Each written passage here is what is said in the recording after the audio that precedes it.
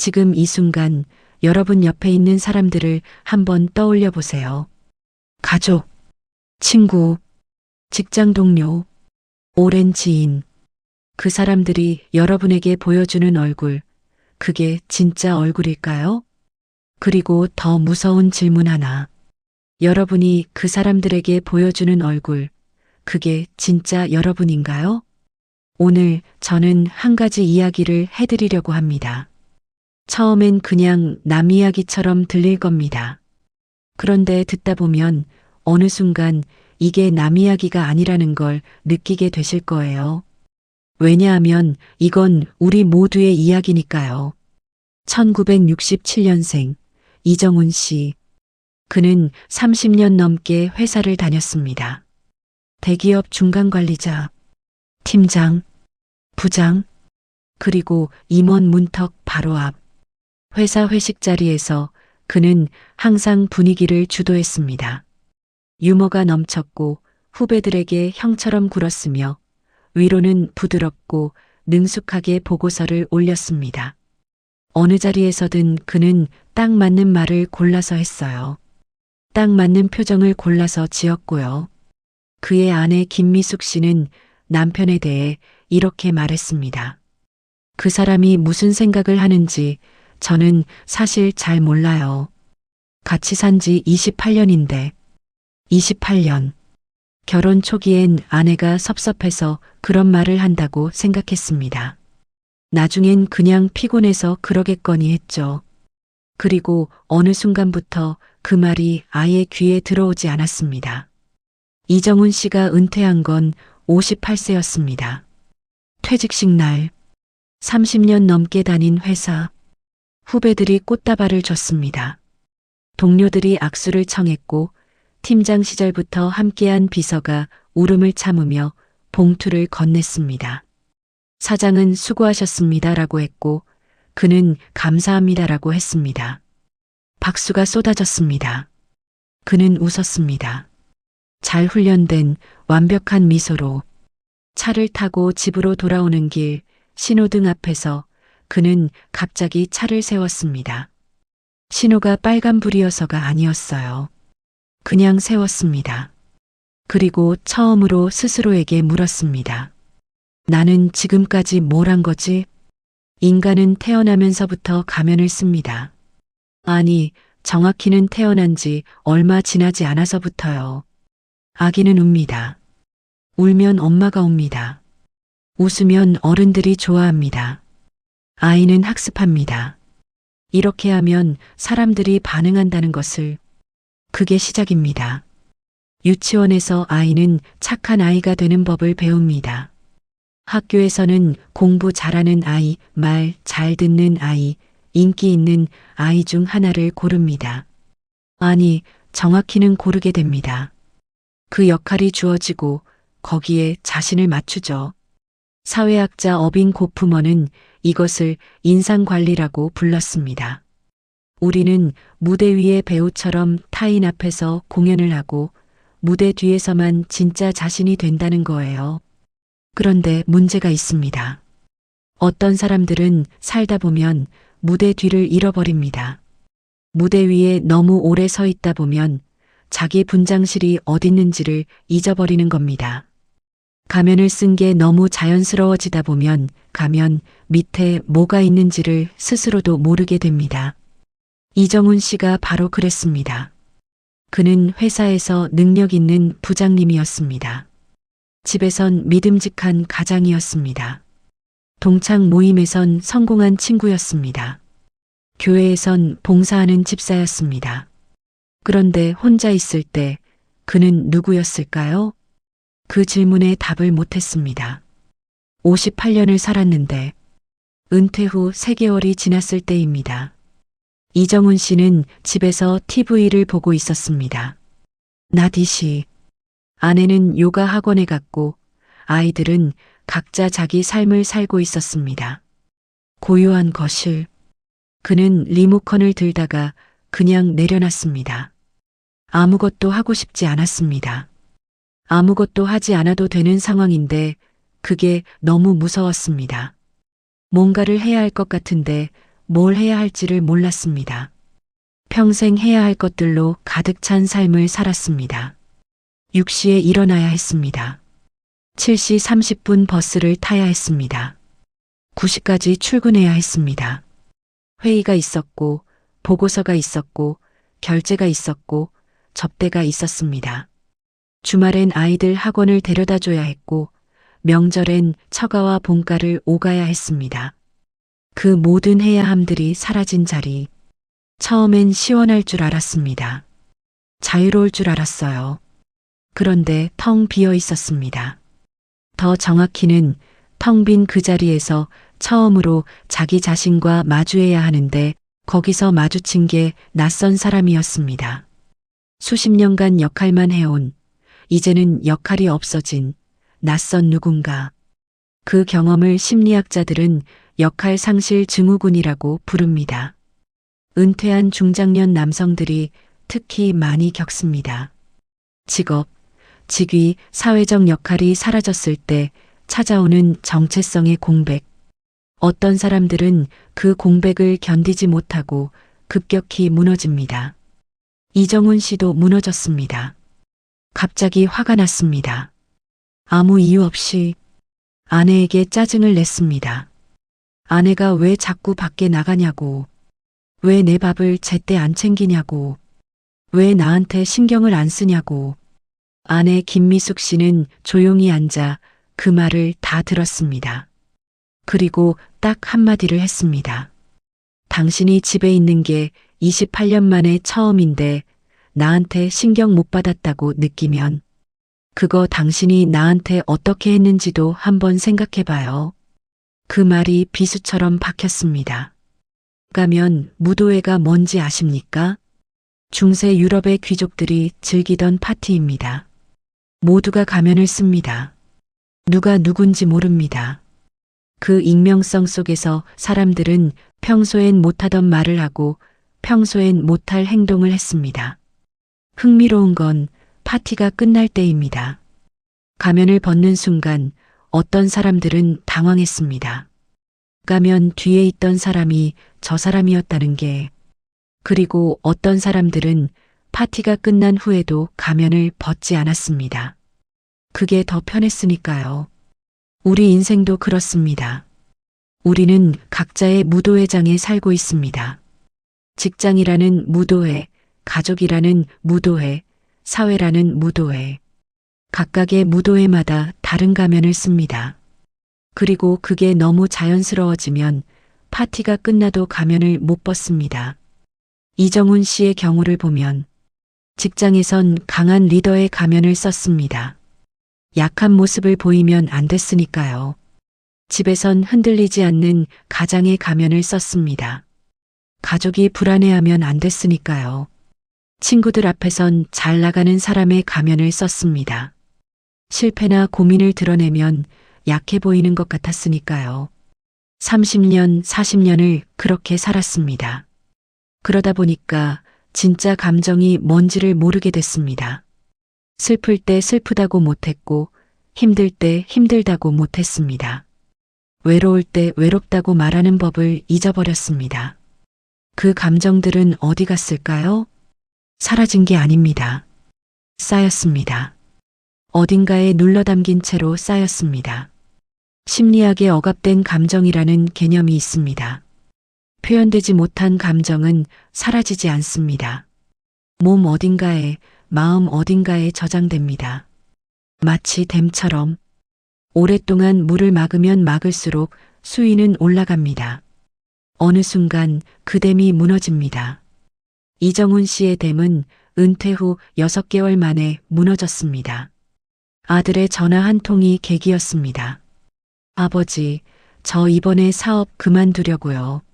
아들은 3년 동안 작은 카페를 운영해 왔습니다. 이정훈 씨는 그게 못마땅했었습니다. 대기업 다니다가 왜 그런 짓을 하냐고. 하지만 겉으로는 뭐라 안 했습니다. 가면을 쓰고 있었으니까요. 아들의 선택을 존중하는 아버지의 가면. 그런데 그 전화를 받는 순간, 그러면 어쩌려고? 짧은 한마디였습니다. 그런데 아들은 그 말에서 오랫동안 쌓인 것들을 느꼈는지 한참 침묵하다가 이렇게 말했습니다. 아버지는 제가 뭘 해도 이 정도밖에 안 돼 보이는 거죠?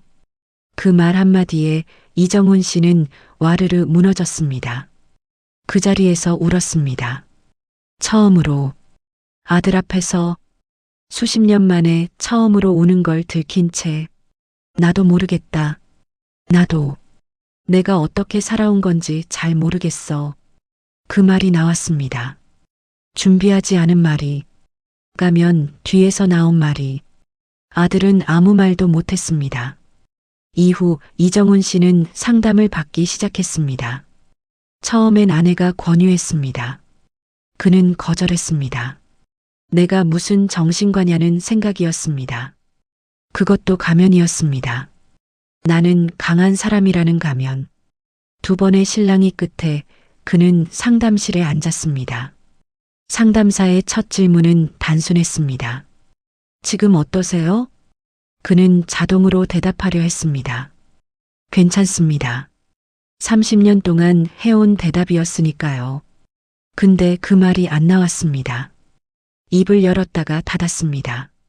다시 열었다가 또 닫았습니다. 그리고 처음으로 솔직한 말이 나왔습니다.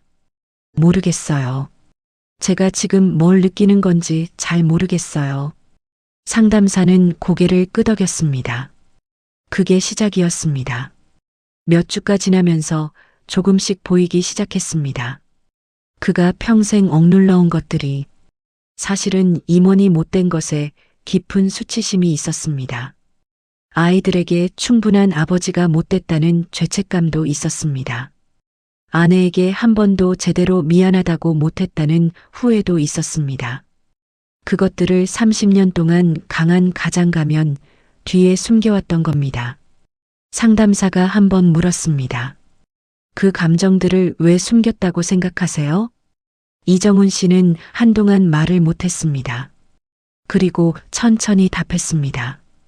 드러내면 안 되는 줄 알았어요. 약해 보이면 안 된다고.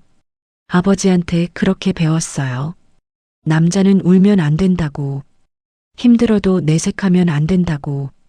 거기서 또 멈췄습니다. 근데 우리 아버지도 그렇게 사셨을 것 같아요. 그것도 가면이었겠구나 싶어요. 가면은 대물림됩니다. 한 세대가 배운 방식이 다음 세대로 전해집니다. 아버지가 감정을 숨기면 아들도 그게 정상인 줄 압니다. 그리고 그 아들의 아들도 그렇게 배웁니다. 어느 순간 누군가 그 고리를 끊어야 합니다. 많은 분들이 오해하는 게 있습니다. 가면을 벗는다는 게 모든 걸 다 드러내라는 뜻이 아닙니다. 직장에서 상사한테 저 사실 너무 힘들어요. 솔직히 이 일하기 싫어요라고 말하는 게 진정성 있는 삶이 아닙니다. 가면을 벗는다는 건 내가 가면을 쓰고 있다는 걸 스스로 아는 것입니다. 지금 나는 직장인의 가면을 쓰고 있다. 지금 나는 부모의 가면을 쓰고 있다. 지금 나는 강한 척하는 가면을 쓰고 있다. 그 인식 자체가 자유입니다. 내가 지금 역할을 수행하고 있다는 걸 알면서 수행하는 것과 그게 진짜 나인 줄 알면서 살아가는 것은 완전히 다른 삶입니다. 이정훈 씨는 상담을 받으면서 조금씩 달라지기 시작했습니다. 아내에게 먼저 말을 걸었습니다. 어색하게. 하지만 시작은 했습니다. 미숙 씨, 나 오늘 좀 외로웠어. 아내는 잠깐 멈췄습니다. 그리고 조심스럽게 물었습니다. 왜요? 그냥 아무것도 안 해도 되는 날인데 뭘 해야 할지 몰라서. 당신이 있으면 괜찮을 것 같았는데 당신이 없으니까. 침묵이 흘렀습니다. 아내의 눈에 물기가 맺혔습니다. 28년 만에 처음 듣는 말이었습니다. 자, 이제 다시 처음 질문으로 돌아와 봅시다. 여러분 옆에 있는 사람들, 그 사람들이 여러분에게 보여주는 얼굴, 그게 진짜 얼굴일까요? 아마 아닐 겁니다. 완전히는 아닐 거예요. 그리고 여러분이 그 사람들에게 보여주는 얼굴, 그것도 완전한 여러분이 아닐 겁니다. 그게 나쁜 게 아닙니다.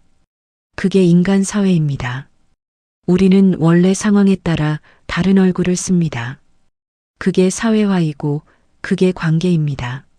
문제는 가면을 쓰는 게 아닙니다.